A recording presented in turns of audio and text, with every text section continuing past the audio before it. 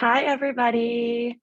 Welcome. This is the living room, a now bi-monthly session for conversation and information sharing on topics related to sustainable jewelry practices. We cover a variety of topics from practical tools that can be implemented into your business practices to more in-depth learning about specific topics like artisanal mining, for example.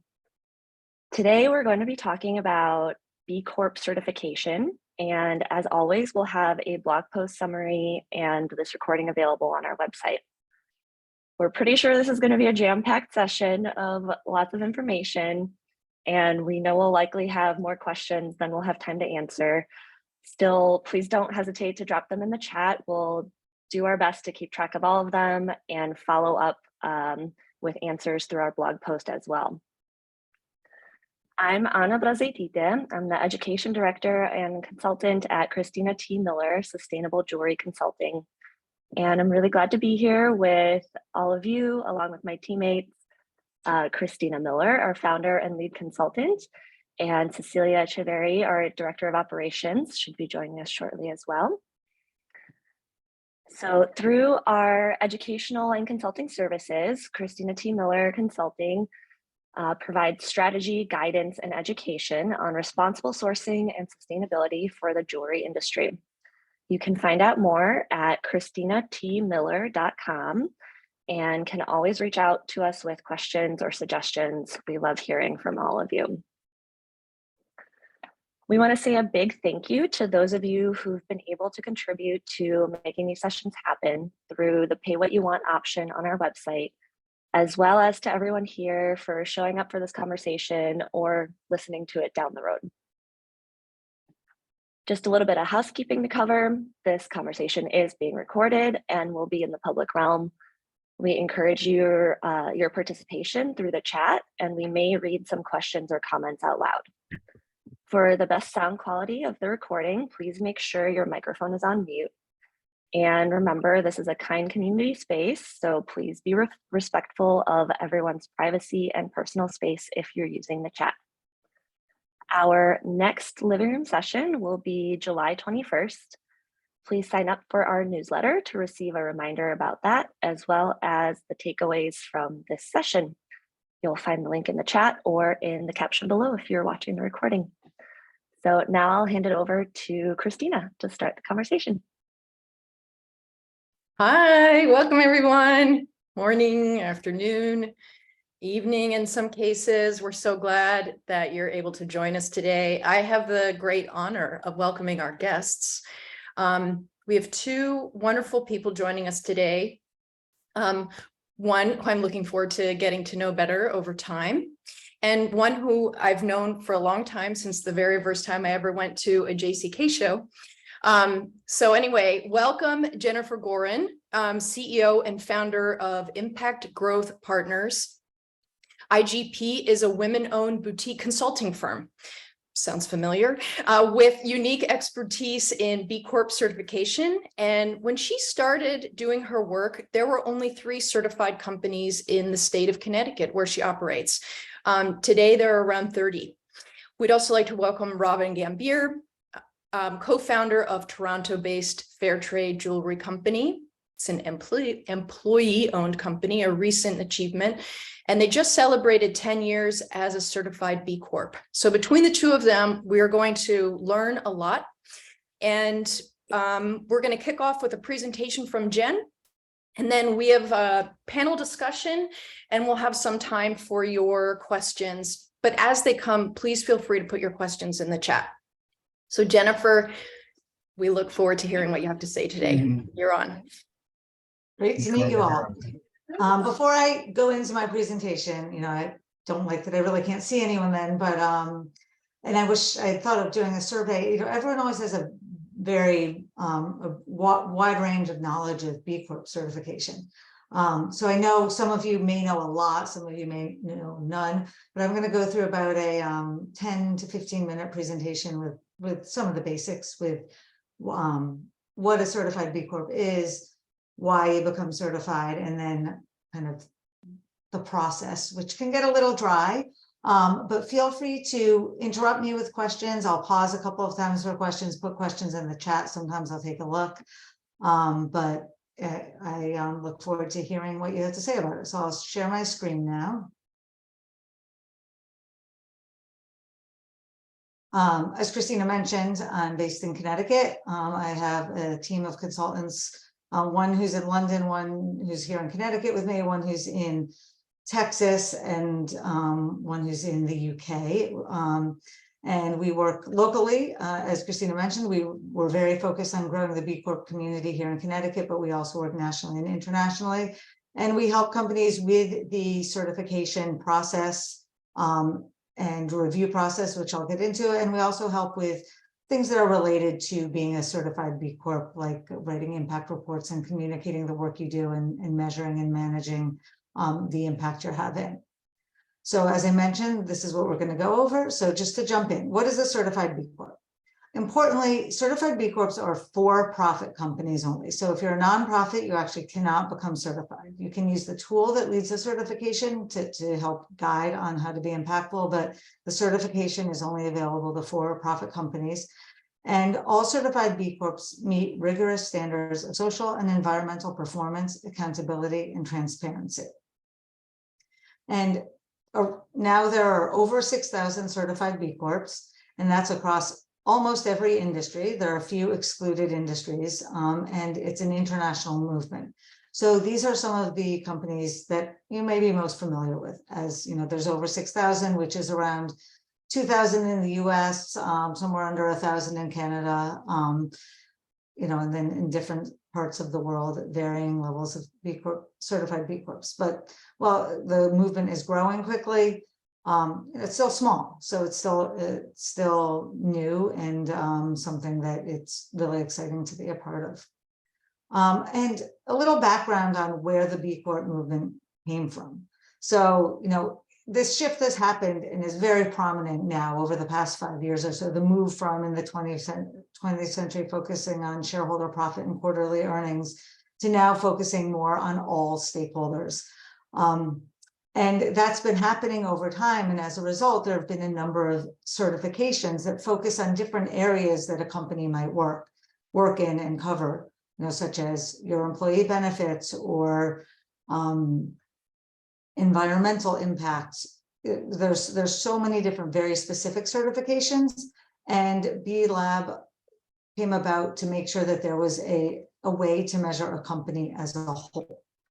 Because what B Corp covers is not just one area of the company's work, but the whole company. So everything from your governance to how you treat your workers, your involvement in the community, your impact on the environment, how you treat and interact with your customers. And all of this is underpinned with a focus on diversity and as well as how your supply chain operates. So it's very robust and really encompasses every area of your company. One thing that's important to note as you think about this is no company is too big or too small. There are not that many multinationals, but B Lab has had a bigger focus lately on bringing more multinationals into the certification fold. But the majority of companies, you can see 75% are under 50 employees. And many with 0 employees means it's just a single founder. So any questions on kind of the high level overview of what a certified B Corp is before I go further? So why do companies get certified? There are many different reasons. Here's a few in big bullets. Community is really important, leading a movement, benchmarking and improving your social and environmental impact. And there are a variety of ways it provides economic value, as well as increasing credibility and building trust. So benchmarking, quantifying, and improving impact. The tool that's used to become certified is called the B Impact Assessment. And it's a very powerful internal assessment tool. And actually I think the number may be closer to 200,000 companies now actually use this impact assessment to help evaluate their impact. But they don't necessarily go on to try to become certified B Corps, they just use it. And it's been in the past, it's been updated every 3 years. And it helps you really set goals and identifies ways to be more impactful. And what I'm showing here is some of the larger, more well-known certified B Corps, and where they were when they first got certified and how they focused on growing their score. Just gonna take a look at the chat. See what's great. Attracting talent is really important.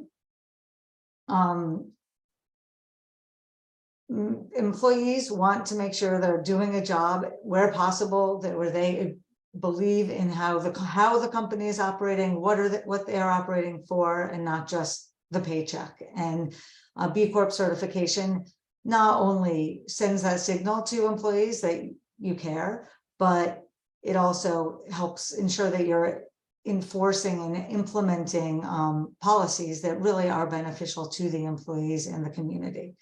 And there's a few of the top business schools actually have tuition forgiveness programs. So similar to a company going to work for a nonprofit, if they go work for a certified B Corp, you can get some tuition forgiveness. Yale, Duke, Columbia, and NYU have those in place. Of course, marketing for CPG, consumer-focused companies, marketing and branding is very important. You get to use this B Corp logo. I don't have a picture of it right there. The B Corp logo on your packaging, and then it also just leads to community, which I'll get into in more detail. But once you're part of the B Corp community and you know the CEO of another company or a company is being run with B Corp values, you want to collaborate with them.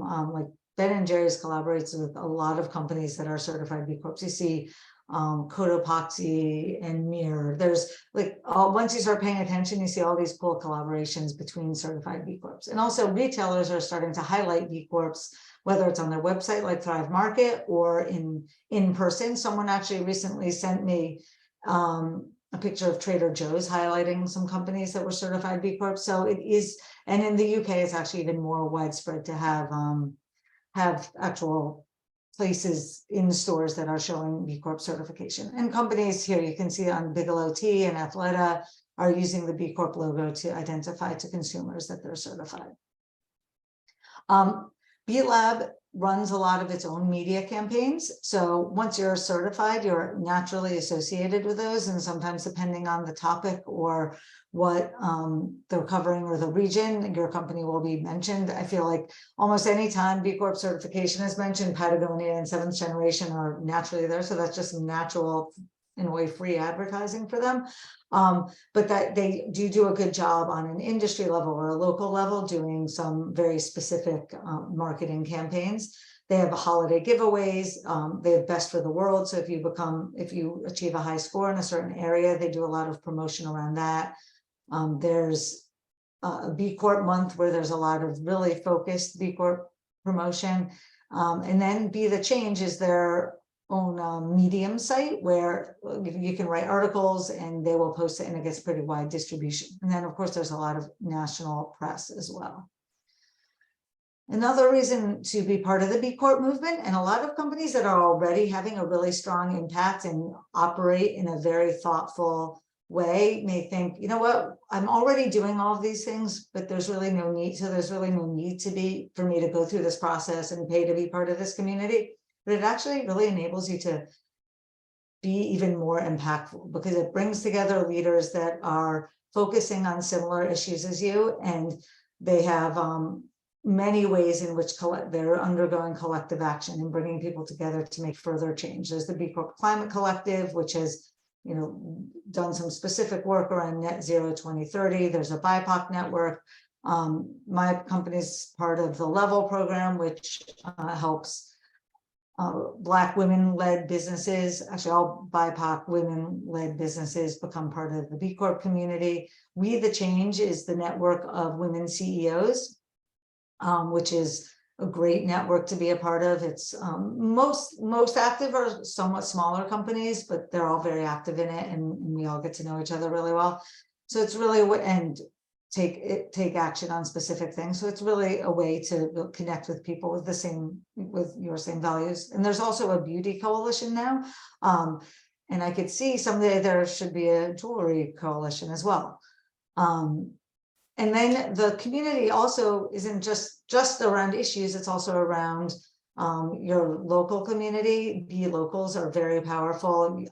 I saw a bunch of you are from the West Coast. The B locals in Portland is actually the most active, but I know California has a few active B locals as well as Colorado. And you see here, and now there's, I think, around 20 or so B locals. So wherever you are, you don't even have to be a B Corp to get hooked up with it. If you are focused on responsible business practices in terms of your social and environmental impact, you would benefit from connecting with your B local and being part of the events and things that they're doing. And all B locals are very open to non-B Corps being part of the work they do, because part of the goal is to help companies operate from a better perspective. And if you learn something from being part of it, even if you don't become a certified B Corp, that helps meet those goals. Down here, the Beehive is it's kind of like a LinkedIn for B Corps. Only certified B Corps have access to it. And then there's a number of B Lab focused events. The Champions Retreat is amazing when everyone gets together. And then there's some local, more regional events called BLD conferences. And finally, as I said, it's only 6,500 or so companies now. That's still small. It's still a movement for all of these reasons. So reading the movement is super important. So let's see. I'm just going to see if there's any questions about any questions on why become a B Corp. Let's see. Okay, we'll get into the details of being certified right now. Kind of the dry part, but so becoming certified.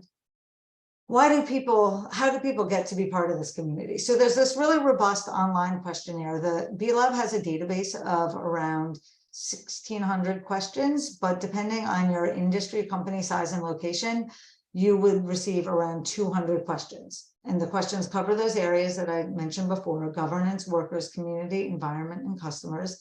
And the way the questions work is you don't get deductions, only positive points. So it depends on how impactful your practice is in a certain area. And if you get over 80 out of potentially around 200 points, then you can submit for certification. And then the really hard part starts, which you should be doing all along. But what you have to do is you have to prove to B Lab that everything you say you're doing, you're actually doing.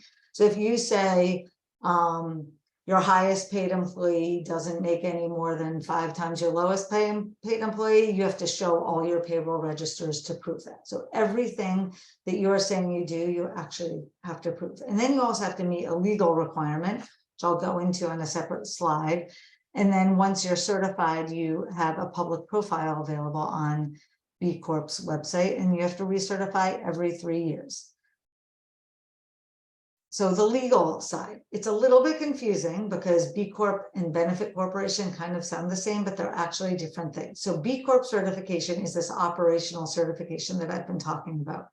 Being a benefit corporation is a legal corporate form. So just like being a C Corp or an LLC or an S Corp, you can be a benefit corporation. And the structure is actually similar to a C corporation, but it has the protection and permission to consider its impact on all stakeholders, not just shareholders. Now, to make things a little more confusing, if you're an LLC or a sole proprietorship, you do not have to change. You do not have to become a benefit corporation. You just do have to make some changes to your legal documentation, though, in your operating agreement that reflects that you are that same protection and permission to consider your impact on all stakeholders. There's some standard language on their website that I can provide to everyone. But if you are a corporation, you actually have to convert to be a benefit corporation. And depending on the size of the company and where you're located, that can be very easy or it can be very onerous. So I'm happy to answer specific questions about that when the time is right. I'm not a lawyer, but we've worked with a lot of companies through that process. And then if you're a startup, so if you've only been, if you haven't been operating for more than 12 months, you can't become a fully certified B Corp. That's partially because they need to see data about what you've been doing in order to say, okay, you can be a certified B Corp. But it's also because it's, it's a pretty rigorous process. So, they want to make sure people are getting into the process early. So as you're building your business, you can establish some operational practices and grow it. So the process for becoming a pending B Corp is to take the assessment that I mentioned, submit it and make the legal change, but you don't actually have to go through the whole verification. And that's good for 12 months. I just wanted to share a couple of questions so you have in a sense when I said only positive points, what that means. So these are just two types of questions. So some are kind of like a range of options. So what are your company's practices regarding donations or community investments? So this is a whole range of options of different things you can do, and you get a certain number of points depending on which ones you do and how impactful they are, or you can say none of the above. And what you're doing, you're going to have to prove it with your internal policy, with tax receipts, with donation receipts, with evidence of your policy for including employees, whatever you say you're doing. And then other questions are focused on actually quantitative data. So this is what percentage of full-time employees are paid at least the equivalent of a living wage for a family. So you need to identify what the living wage for a family is in your company's area and what percentage of your employees are getting that. And again, you have to prove that. So I just wanted to share those structures. The process for getting reviewed varies depending on the size of the company, but for a small or medium-sized business, you submit the assessment and pay a $150 one-time submission fee, which actually, as of about a month ago, it starts at $150, but that does go up as your revenue increases.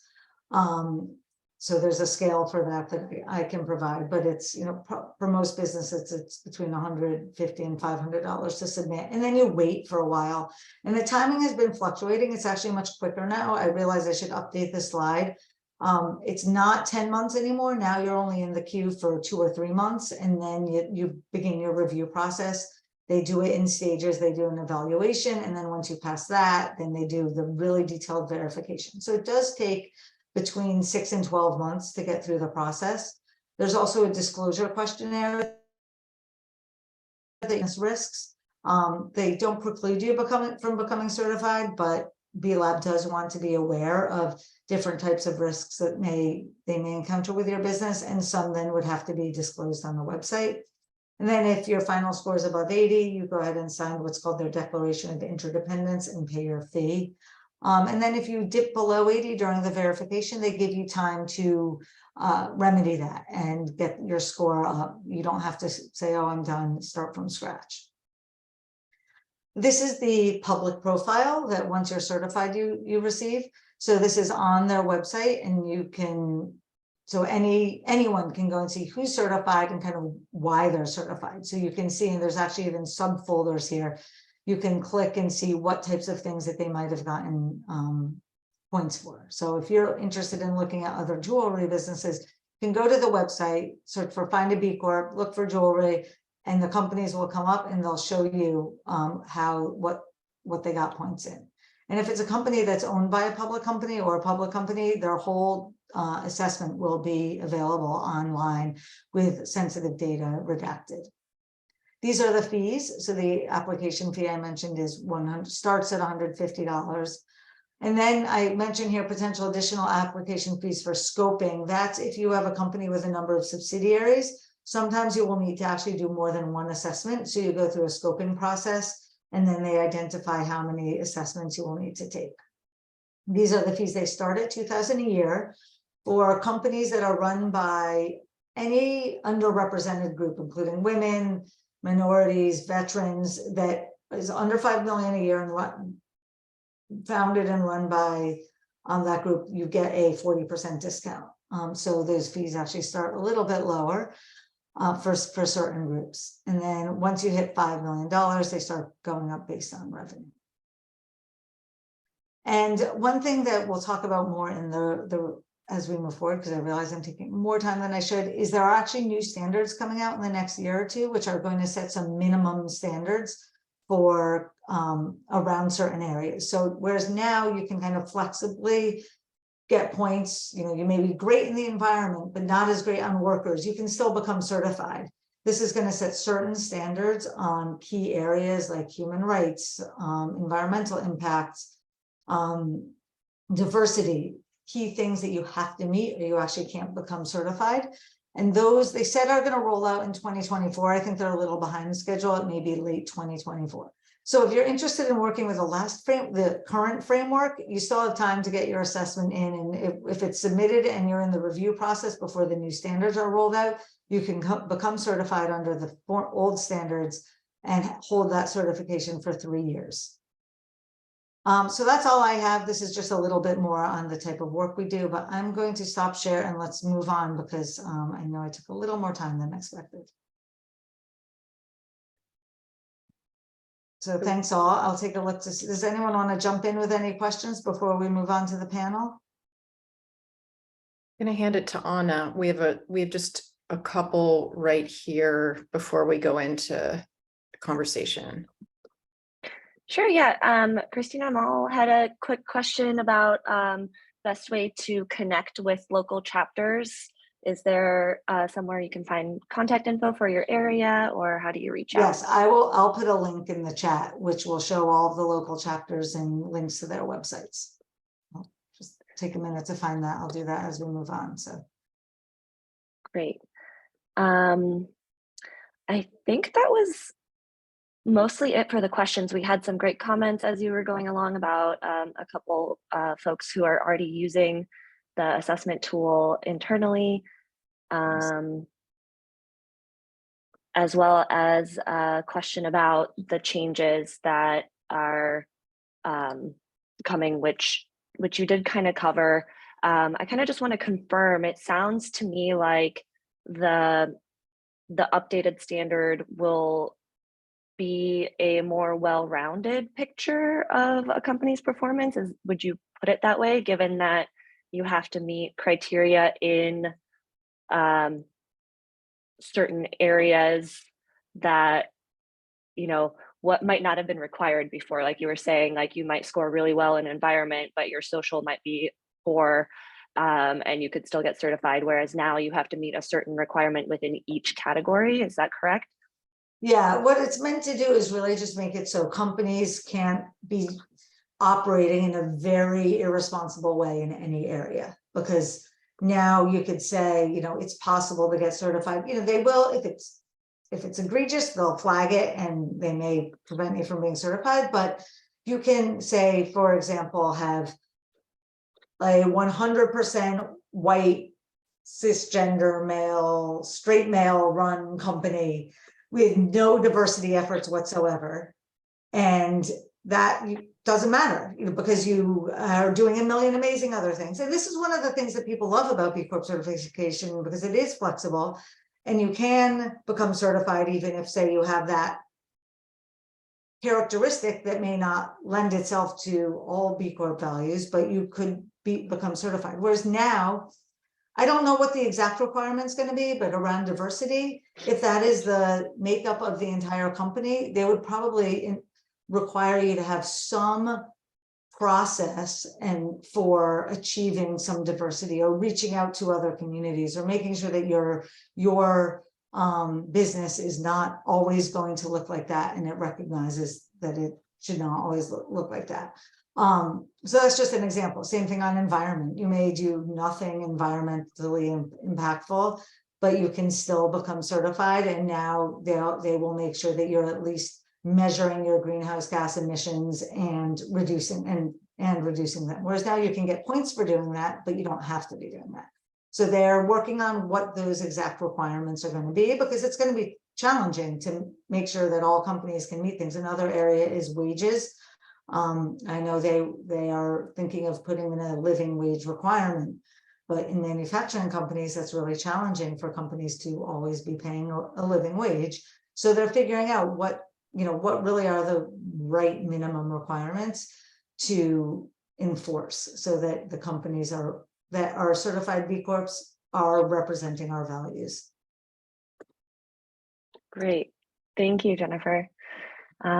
Okay, so we're gonna loop Robin into the conversation now. I'll hand it over to Christina to start our panel discussion. Thanks so much. We want to cover kind of three main ideas in this conversation, leading from Jen's presentation, which is specifically, many of you are here because our field, the jewelry industry, and you understand the sourcing of the materials, where different impacts lie, supply chains, manufacturing, et cetera. So how does B Corp apply to jewelry specifically?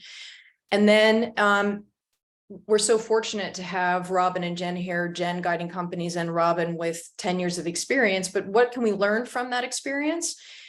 And then hopefully hearing a little bit about customer perceptions. So would a B Corp certification certify jewelry specific practices, or is it general business practices? And so Jen, you went into this a little bit.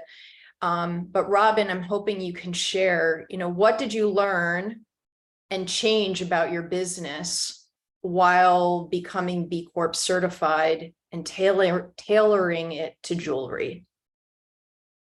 Sure. Well, we the whole responsible sourcing and knowing where things come from and ethical practices is sort of foundational to our company at its founding. So for us, we didn't have to change a lot of what we did. What we found is that B Corp is always was and remains a good benchmark against for standards against we can measure our practices. So, at that time, it sounds silly, but I mean, we changed the light bulbs in the retail showroom because it turns out the most energy that's consumed in a jewelry store is in lighting.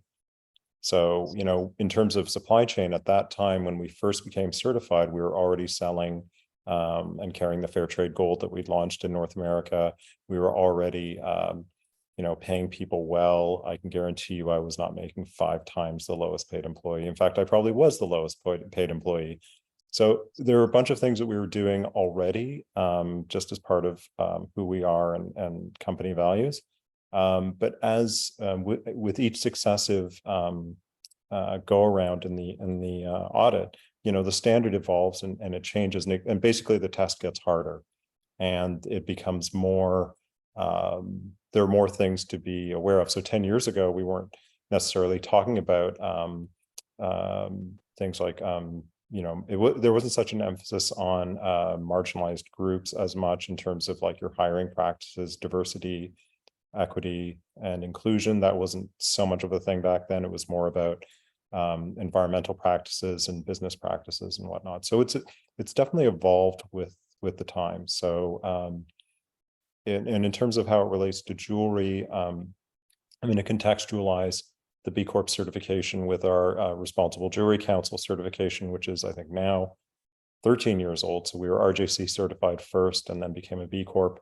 And that the RJC certification is very jewelry specific, very supply chain specific, and has very little consumer traction or recognition. That was us benchmarking our practices within the industry against a standard. And we find standards and certifications very useful for what we do because they provide something against we can improve and measure. And so we were using RJC for that, and we continue, despite the fact that we find it very problematic, we continue to be RJC certified and work to that standard. But for the B Corp certification is consumer facing, and we found that there's much more recognition of that, and it's benefited us and our customers.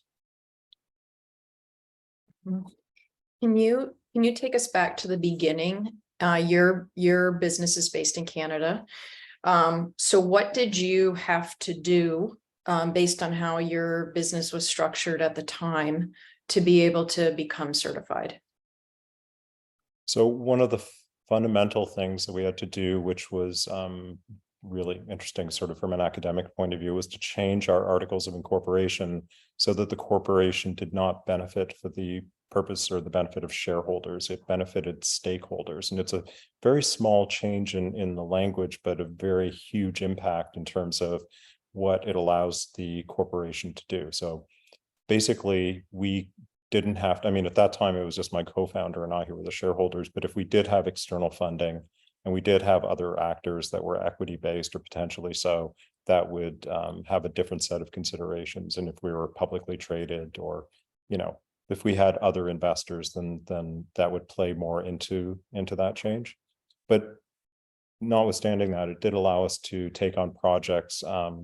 Like some of you might be aware that we did a project in Congo DRC to establish a supply chain in a conflict affected area, which we did with a Canadian NGO.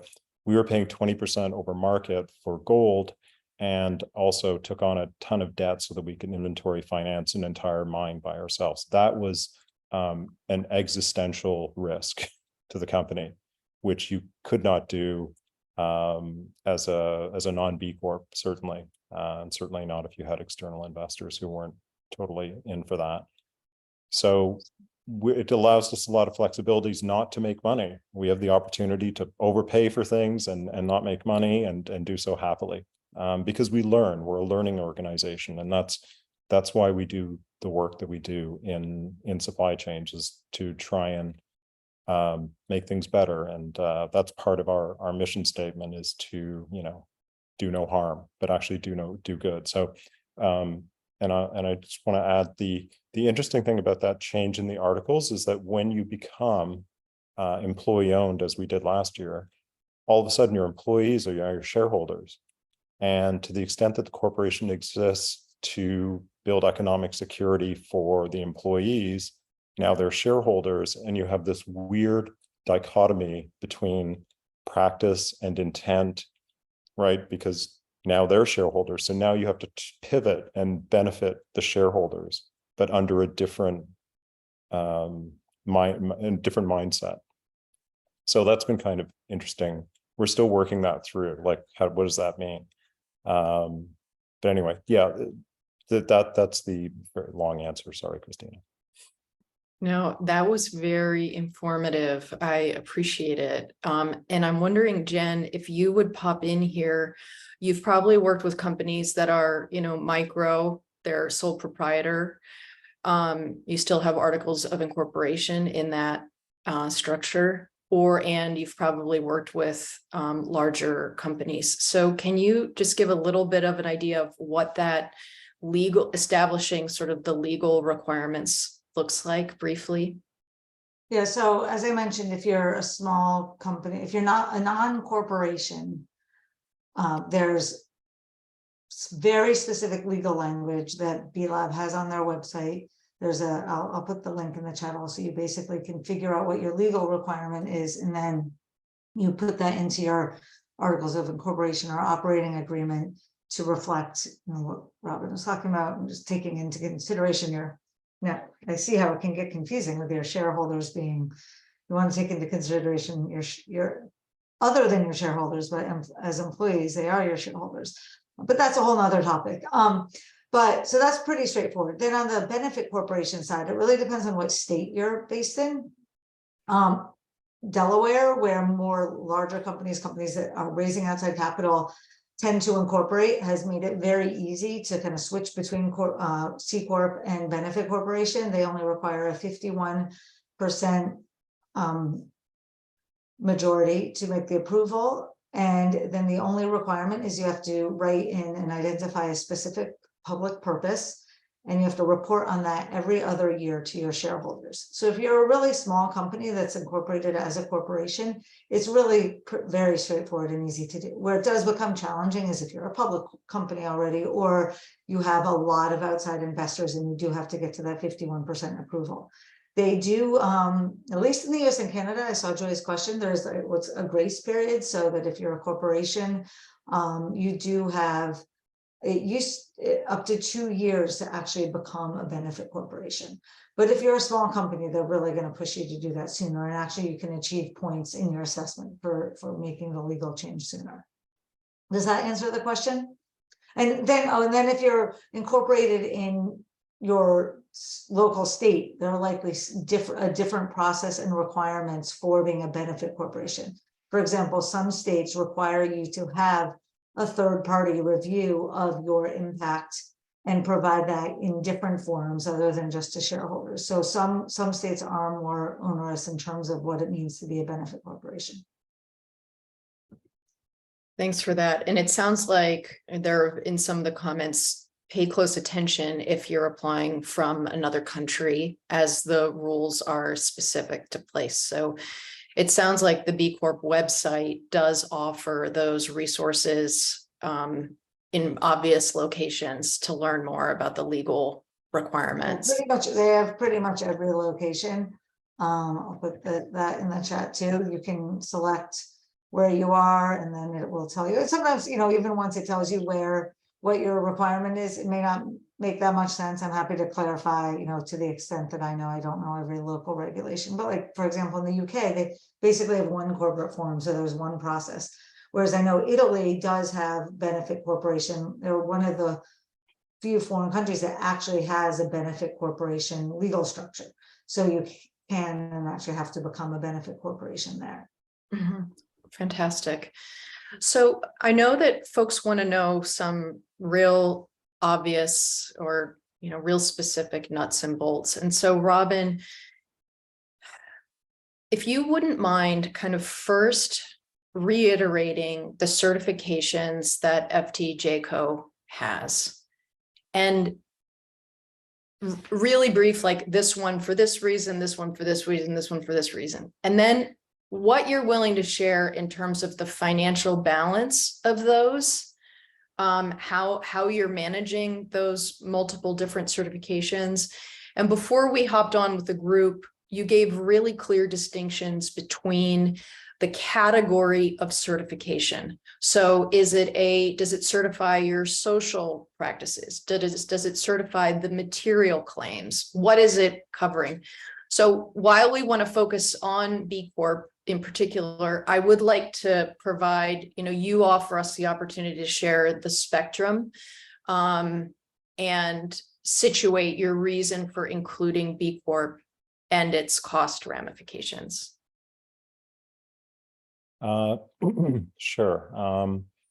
So we're Responsible Jewelry Council certified, and I would say we have that. We initially had that to cover all the jewelry specific things, the company. So I would say that's more for us, it's a more materials based certification, because the way RJC works is they're cascading claims. So if we source gold from an RJC certified supplier, then we have less due diligence work in terms of when we get our audit done, because we just point and say, okay, well, we bought gold from Umicore, and Umicore is RJC, so go and talk to them about the claims. We are obligated to do our due diligence on our suppliers, even if they are RJC certified.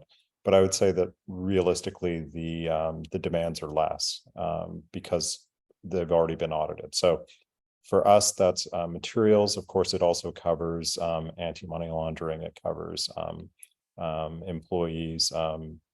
Actually, when we got our RJC audit the first time, they actually took our employees to private rooms to interview them to make sure that we weren't, abusing them somehow, which was interesting. We weren't, by the way, which is important to note. So that was good, but I'll also add quickly that RJC is a very expensive certification. One of the things I mentioned in our talk before was that I think that if you count all of the person hours involved in the prep and flying in an auditor and putting them up in a hotel and feeding them and whatnot, our every 3 years, our cost could be upwards of $30,000, which is not accessible to an SME. Like, you have to be really, really dedicated. I don't even want to say dedicated. For us, it might be a legacy thing, especially as they water down that standard. So that's RJC. We are B Corp, of course. B Corp is a great 360-degree view of the company. It covers everything that's non-jewelry, although it also covers our claims around materials and benefits to communities. So one of the questions you had put earlier was whether we get credit for sourcing from small communities, because that's part of the B Corp certification. And I would say yes, and the but would be we don't get as much credit as we did when we did the DRC project, because we were, from the B Corp perspective, we were sourcing directly from a community. And when we switched back to Fair Mind, there was a refiner intermediary, and they took away a bunch of our points. So if you go back to our B Corp assessments, you will see that the one before the most recent one, we had a great score. And then we got killed because we lost that supply chain, because it's a conflict area and things like that happen. So that's an area where B Corp is not does not get the nuances of our industry. But that doesn't mean that it's not valuable. It's extremely valuable. B-Corp certification has led us to a lot of other places like living wage. So we became a certified living wage employer a couple of years ago. And that's been great for us because, that goes to our values, right? We want to make sure that, you hear stories about people who work for companies who have full-time jobs and they're in lines at food banks. Like that should not be a thing. And so we want to make sure that all of our, like I said, to the extent that our company exists to build economic security for our employees, that's part of it. So we are a living wage certified employer. Give you another example where it was a bit problematic with B Corp is we had that independent third-party certification, but it wasn't good enough for B Corp when we did our audit. They did not believe it, or they did not take it at face value. So we had to go back and do more work and prove, so those other certifications don't necessarily plug into B Corp as readily as you might think or hope. We've carry Fair Trade Gold, so we're Fair Trade certified and have been since day one, or since day one when there was Fair Trade Gold. Also Fair Mind, those are materials, certified materials. And then we have, where there are not third-party certifications, we follow best practices. And we, as a company, because not everything that we do is covered by some standard or covered to the point that we want it to be covered. And I'll give you another example is Canadian diamonds. We're in Canada, and yet there's no transparent chain of custody for Canadian diamonds. It's a pinky promise, and it shouldn't be that. So, as a company, we've been trying to work and call out to some extent the government to provide more transparency. There's no certification for that work. There's nothing. That's just something we do. And so what we do, things that fall between the gaps, we disclose on our provenance page on our website. If you go to ftjco.com/provenance, you will see a list of all the materials we use and what we know, and more importantly, what we don't know about the materials that we use and where we find gaps. That's where all the issues lay. And we are very transparent about that with our customers. So so certifications are and especially B Corp is really, really a valuable certification, but it's not perfect for a jeweler. But it's not as expensive as RJC, nowhere near, and it covers off a lot of stuff that I think would be valuable to this community. This is great. There are questions rolling in the chat. And so I'd like to just manage those a little bit. So you spoke to your score changing. One of the questions is coming from Emily Philippi. Like, do you have an opportunity to explain to your customers next to your score or on your website or however, why there was a change in your score? Like if you go to your profile on the B Corp website, do you have an opportunity to explain that? No. And we asked to have that opportunity on the B Corp site on our assessment page, and there was no such opportunity, which is unfortunate. But we're really transparent with our customers. We try and do so on the website, but not every interaction that we have with our customers when they come in the door, you remember they're there to get something for something that has to do with their lives and something that they're celebrating. And so for us to, get into the weeds, it's not all about us, in short. And it's not all about our certifications. All that stuff's on the website. If people want to engage in a conversation about it or they have questions, we're very happy to have those discussions, but that's not what they come for generally. But we have mining engineers who come in and want to question us, and we have that technical knowledge. If not every person on the sales floor does, there's somebody on the team who can adequately answer those questions. So yeah, is that a good enough answer? Yeah, well, you just put it into context. You made it like a realistic way of thinking about the significance of your score, the significance of the certification relative to your brick and mortar. People are walking in what does that actually mean when you're selling a piece of jewelry to someone who's celebrating a milestone in their life or so forth. So I think that helps. So additionally, let's put these two together as well. So from Christina Mall and Emily Philippi, we have a related question. So folks are kind of looking for credit for the efforts that they're putting into sourcing gold from artisanal miners through programs like Fair Mind, or the fact that they can offer certified recycled versus not, et cetera. So how have you found, you gave a couple examples, but in general terms, is B Corp equipped to help differentiate those behaviors or give credit around those decisions? I would say I would give a qualified no, but I'd say that because B Corp, that assessment spans many industries, it has to have a certain amount of generality to it. So one of the questions I had was, does it have a bias towards recycling? Well, yes, it does, because in pretty much every other industry, recycling is not a problem in the way it seems to be for us right now in terms of how we define the word recycled. So, they cannot reasonably capture every nuance of this vertical. They just can't, and it's unfair, it's impossible for them to do so. Where there's an opportunity to engage with your auditor, and there is, and sort of, give them more context for as during your audit process, that's certainly available to you. And they are very receptive to things, and they've learned a lot. Like, they know now that they have more jewelers on board, they're better at auditing jewelers. So I can only see them getting, still better over time. Mm-hmm.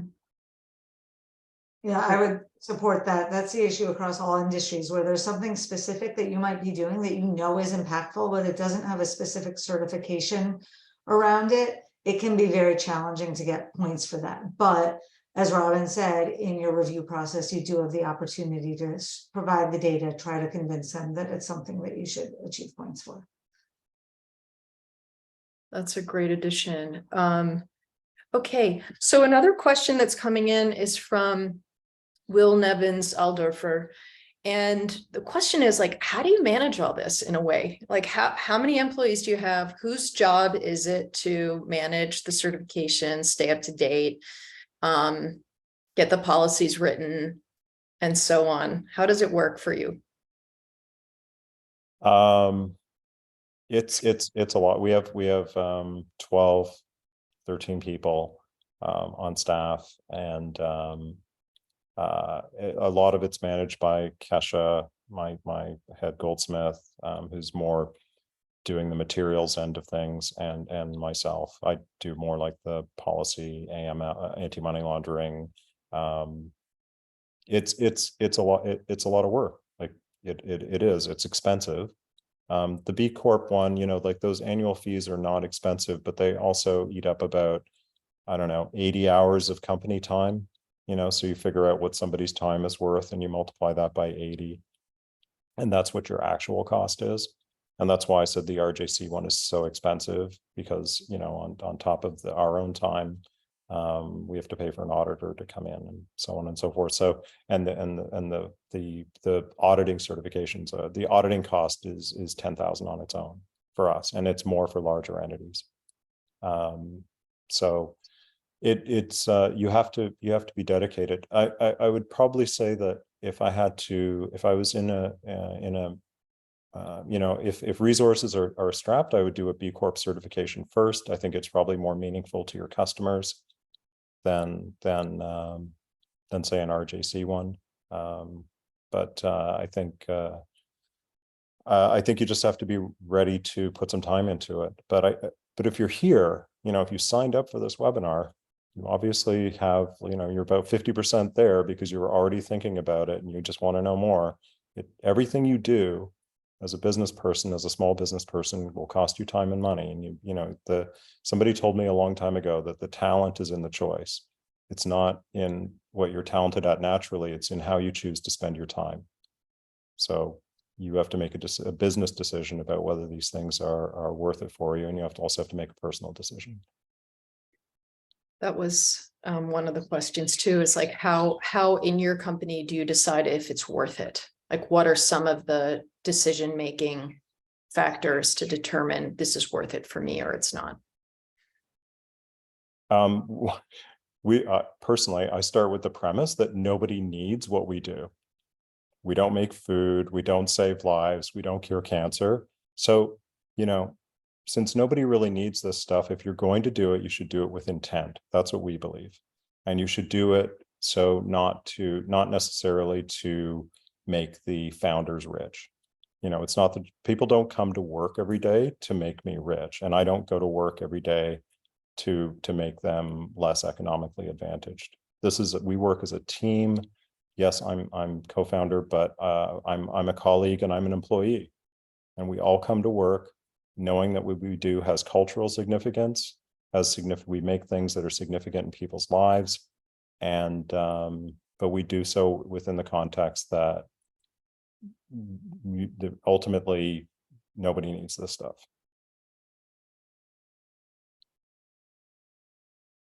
Jan, is there anything you'd like to add to that? Sure. Yeah. Well, the companies that get the most out of it and also are most likely to successfully make it through the process is the ones where it really comes from the top, where all the leaders are deeply committed to becoming certified. It requires providing a lot of information, a lot of time. You know, that 80 hours is for a small to medium-sized business. Larger businesses, it's much more time. And then once you're certified, to really get the value, it actually takes effort. Yeah, you have the label, but if you're consumer facing, sure, you can put the label on, and that provides some value.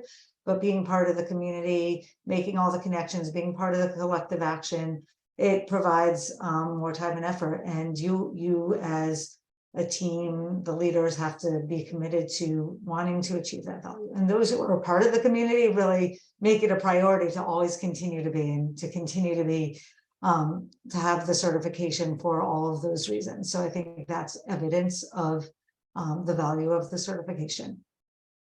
And I just want to make a take up, because I haven't addressed this, the idea of community. When we first became a B Corp, there was a CEO of a large brewing company up here in Canada that took my call, you know, because we're a B Corp. And I think last week we did a pop-up at an Allbirds store at a luxury mall here in Toronto, because they invited us because we're a B Corp, right? So it's a really good community. They're really good people. It does take effort to do this. You have to care. People generally don't do this from a cynical point of view. So the community aspect of it is really nice. And it actually, you know, you actually have some business opportunities as a result of it too. So, I mean, I think the whole thing's just a really, really good package. We're really happy with it. And I think the employees are, and our customers are, those who recognize, you know, what it means. It's all the one thing I've noticed recently, it could be particular to us, but we actually had people who came in and said, we came to you because you're employee owned. And that's a huge thing for consumers, especially generationally. Mm-hmm. But we're employee owned because we're a B Corp, right? Because it followed from that learning that was something that we should do, right? So all of this stuff fits together quite nicely. Quite happy with it. Wow. I feel like we could talk about this for a bit longer, of course, but we do have to wrap up. And I really like ending on this note of community and highlighting these positive things that have come out of being a part of the B Corp certification.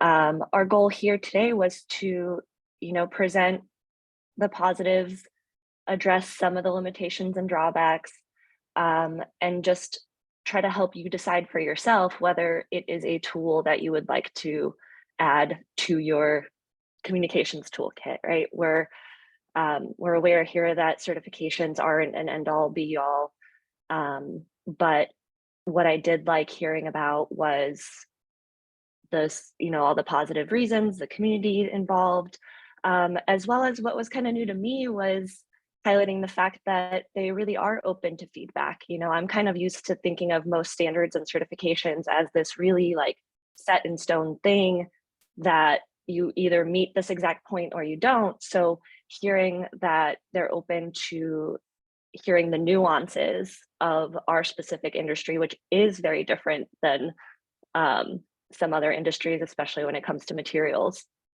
That was really great to hear. So Christina, anything else you want to say to wrap up? Oh, we need another session on this. We will try Let's to go follow over. up with questions we missed. We'll try to follow up with those best we can too.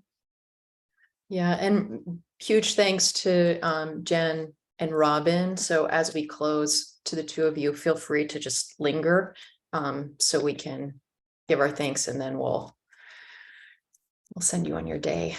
We really appreciate the time that you put into preparing for this and sharing your experience with us.